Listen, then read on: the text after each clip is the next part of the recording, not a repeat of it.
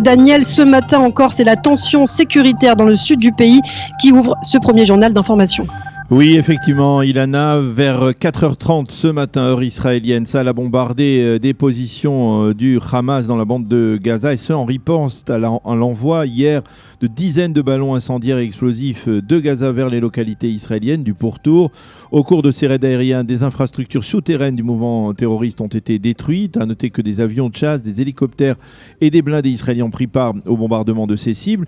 Et puis, alors, une demi-heure plus tard, vers 5h05 du matin, les terroristes palestiniens du Hamas ont tiré plusieurs roquettes en direction du territoire israélien, déclenchant l'alerte rouge dans plusieurs localités de la région.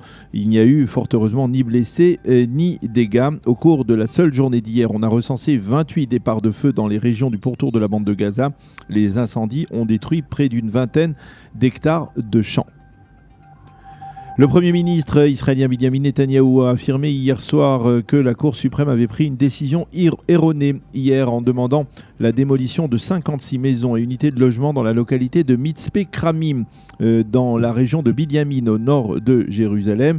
Monsieur Netanyahou a promis d'entamer toutes les démarches nécessaires afin d'éviter que les habitants de ces maisons ne soient évacués dans 3 ans, comme le réclame la Cour suprême. Il faut souligner que 2 des 3 juges de la Cour suprême, la présidente Esther Hayut et son vice-président Hanan Meltzer, ont statué en faveur de la démolition de ces maisons parce qu'elles ont été construites selon eux sur des terres privées palestiniennes.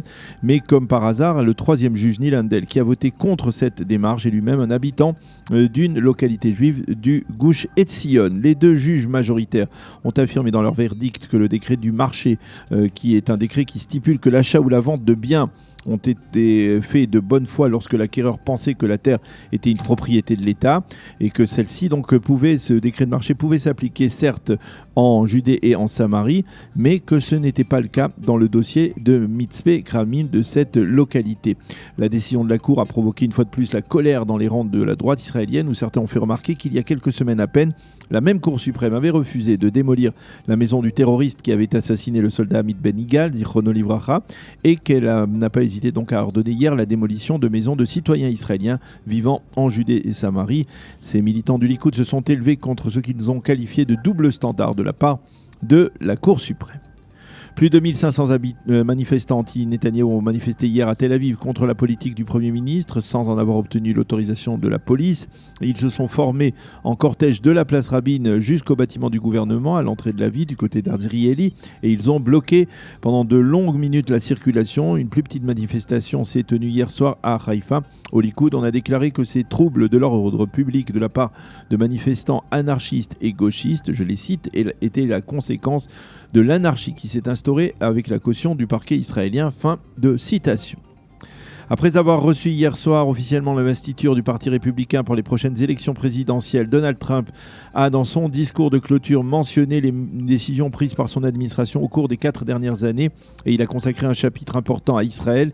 Il a rappelé sa décision du 6 décembre 2017 de reconnaître Jérusalem comme capitale de l'État d'Israël et d'y transférer l'ambassade américaine. Il a évoqué également sa décision de reconnaître la souveraineté israélienne sur le plateau du Golan et s'est félicité de l'accord de normalisation avec les Émirats arabes unis, sans oublier bien entendu le retrait des États-Unis de l'accord de Vienne avec l'Iran. Le ministère israélien de la Santé a annoncé que 1942 nouveaux cas de Covid-19 ont été recensés hier en Israël. On recense 9 nouveaux malades qui ont succombé à leurs blessures, et qui ont succombé et qui ont donc décédé. On recense également actuellement 410 malades graves et 115 malades sous assistance respiratoire.